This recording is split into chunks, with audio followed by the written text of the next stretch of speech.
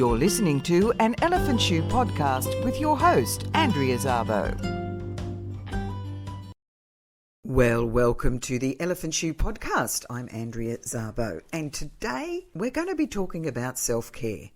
Now, life living in the everyday is actually the topic of the Elephant Shoe podcasts, and as you can imagine, the scope and actually spectrum of what I could be talking about could be pretty well anything. However, in an effort for you just to maybe walk away with a little bit more of insight, a little bit more of a tool, trick or tip to help you on your everyday, whatever that looks like. And we're all so different in so many ways.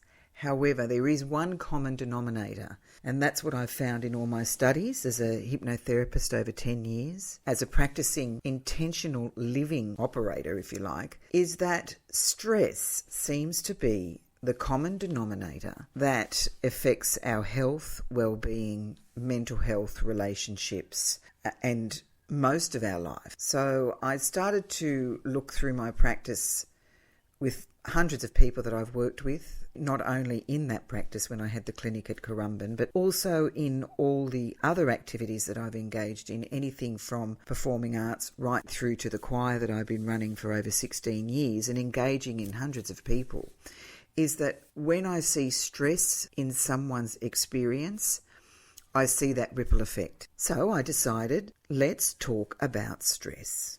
Now, stress seems to build up.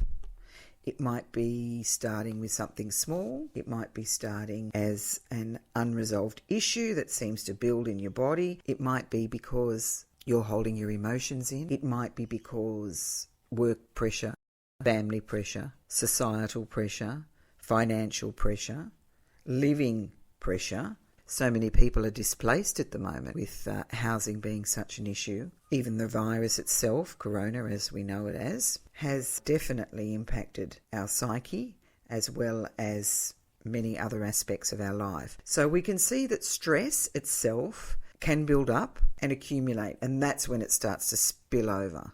So you notice someone standing in a line at the bank and they're really impatient. Chances are they're really, really stressed. So this is where compassion comes in for other people, is when we see someone that is behaving perhaps in a way that is unconducive to our well-being, we can bring compassion towards them, knowing that there's something else going on. And usually the root cause of what you're seeing is stress. What brings them there can be a myriad of things. That's not what we're here to talk about today. We're talking about stress. So, how do we avoid stress? How do we avoid when life throws all these things at us? Whether it's in your life and coming towards you, either from family, work, the bank, whatever aspect that stress is coming to you, in life living in the everyday, unless you're a monk sitting on a hill in a cave and meditating, you're definitely going to be experiencing stress. We're living in an environment here in the West where we are engaging in lots of different ways that are going to affect us. Let's look at what we're working with in our life and see how we can change what we can and accept what we can't change. Major key. It was a major key in my experience, and if I had a podcast every week, I'd probably have time to tell you all about that.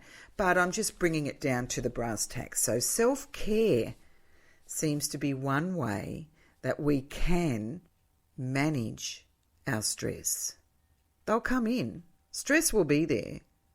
Everyone's benchmark of how much stress they can tolerate before it spills out, either through anger, aggression, drinking too much, eating too much, shopping too much, gaming too much. Whatever that avenue you take can be avoided in a healthier way by self-care. So what do I mean by self-care? Well, it's sort of going to yourself, well, you know what? I could say yes and go to that something. However, I'm really tired and I really just need to rest. and not put myself through things that aren't going to be helpful in the long run. So learning to say no is one tremendous part of self-care. Now, we as humans have hopefully inbuilt compassion, empathy, and understanding. However, sometimes we don't give that to ourselves enough. Love thy neighbour as you would love yourself. I ask you, how are you loving yourself? Are you putting all those things in place that allow you to have you as important, as worthy, as worthwhile, as almost the most important? Because without you being fully empowered, there's not enough of you to go round. So the more you have to give. Self-care. How do we do it? More balance and time to reflect so you're not so reactionary through stress in situations. So let's just expand on that. Let's look at that a little bit further. First, we have to recognize, are we in balance here? Where am I out of balance? Am I doing too much? Am I not doing enough? Am I doing too much of that and not enough of that? So where we look at balance sort of gives us a reference point. Because if we don't stop and drop, as I call it, which is stop and drop into yourself, either through meditation or just 5 minutes a day to just stop at a certain spot in your house or on the beach or wherever you'd like to spend some beautiful quality time in nature is the best. You can recognize the balancing act that you're playing. And once you recognize where things are balancing in your world, you can prioritize. And then it allows things to be more sustainable by making different choices to bring more balance. So if you're finding you're too active, you haven't had a break for 3 months, you're moving all the time, you're making sure everything's done, there needs to be some more balance, more passive time. Or if you're lying in bed till 12 o'clock in the day or 1 o'clock, whatever, no judgment here, by the way, you can do whatever you want. It's all good. Because we are all moving in our own way. I'm not here to tell you what to do. I'm just here to give you some tips that I know that I've had to use to sustain balance and bring myself to betterment in whatever form, because that's my journey. But if you are listening to these podcasts, there must be something that you'd like to get out of it.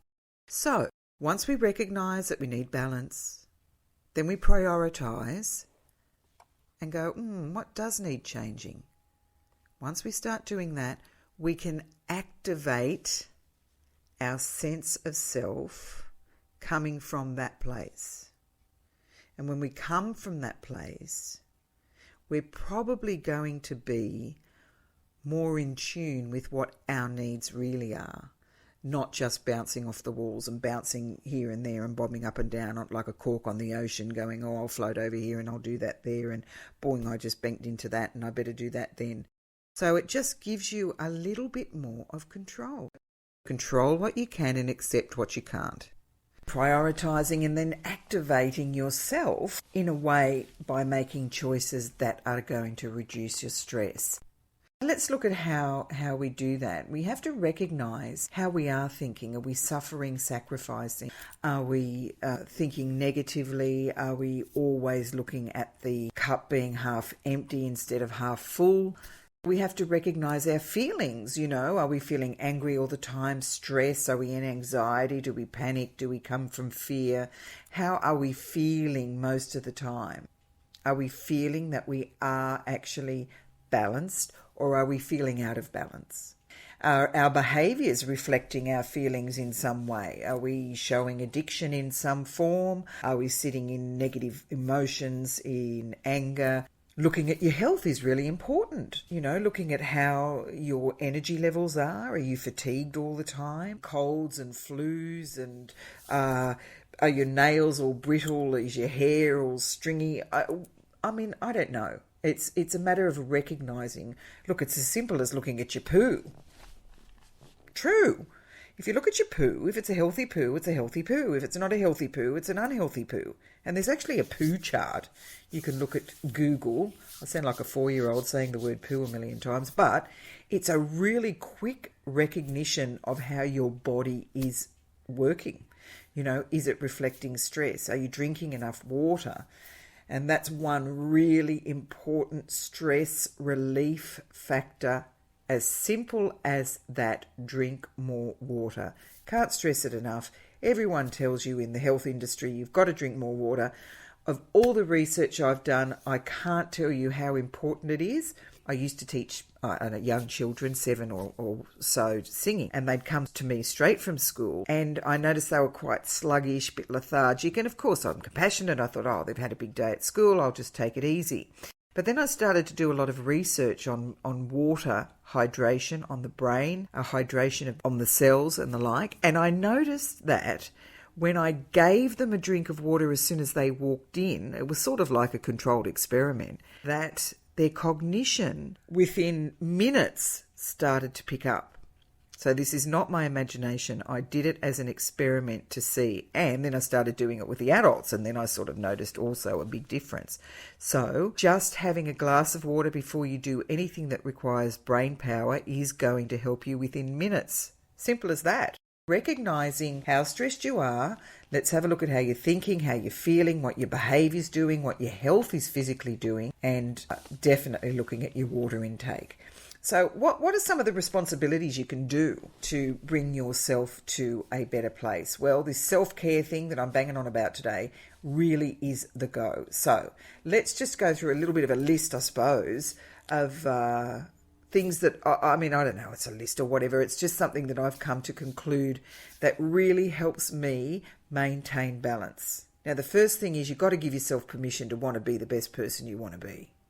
We've been told lots of times in our upbringings, or many of us have, that we're not good enough, you'll never amount to something, this is not good, what do you think you are, who do you think you are, all those sort of things, all these negative things that sit out in our subconscious and actually get in the way. So the first thing to do is give yourself permission. Say to yourself, I give myself permission to be the best possible person I can be under the circumstances I'm given. Simply saying, I give myself permission to reach my potential. Because you have to actually give yourself permission, because there's so many things that get in the way that make us feel that we don't deserve or we're not good enough or what have you. So when you start doing that, when you give yourself permission, you will start to recognise that you are important enough to have self-care. You are important enough to look after. You are important enough to love. You are important enough to get your needs met. You are important enough to say no or ask for help. You are important enough to be kind to yourself, even in how you talk to yourself. I'm such an idiot, I shouldn't have done that. Well, no, you're not an idiot. We all make mistakes. We all do silly things, but telling yourself that is really unfair. You've got to be nice to yourself. Remember to slow down and make you a priority and set those boundaries. Being okay with being alone is another one. Now, that's an important one in the sense that we, a lot of the time, fill up our day, fill up our house, fill up our fridge, fill up our bar, fill up our everything. We try to fill up everything. We try to make sure we haven't got any time. It's all subconscious, by the way, but we're filling up. So emptying out and being okay with being alone is an important one. And that's your responsibility. No one can do that, but you have to set the boundaries and say, sorry, no, I can't, whatever. Okay? So it's just about making choices to bring balance through self-care. Making sure you're prioritising, making yourself important enough to put yourself first. Making sure you give yourself things that are helpful for you. You deserve it. Maybe go and have a massage. Read a book. Phone a friend, take a hot bath, do a hobby. So activating through action by choices to give yourself what you need. Okay, so remember to recognise how stressed you are, how balanced you are, to prioritise yourself primarily. This is a place of recognising that you are important enough. The more you've got to give. Remember that you can prioritise yourself. You can say no. You're allowed to say no. You're allowed to set boundaries, and you're allowed to make you important. Even if you don't feel it 100% for whatever reason, fake it till you make it. As a hypnotherapist, I know how important it is for us to keep our mind healthy by good, healthy thinking. And prioritising yourself is a healthy thought process. Activating it as best you can by accepting what you can't change and changing what you can. That's going to bring more balance. That's going to reduce stress and bring you to a better place. So I better stop talking because I don't know even how long I've been talking for, but I'd like you to join me on the last Friday of the month next time, when we shall continue this conversation about life living in the everyday. And I'm really glad that you were able to join me today. Thank you. See you next time. Bye.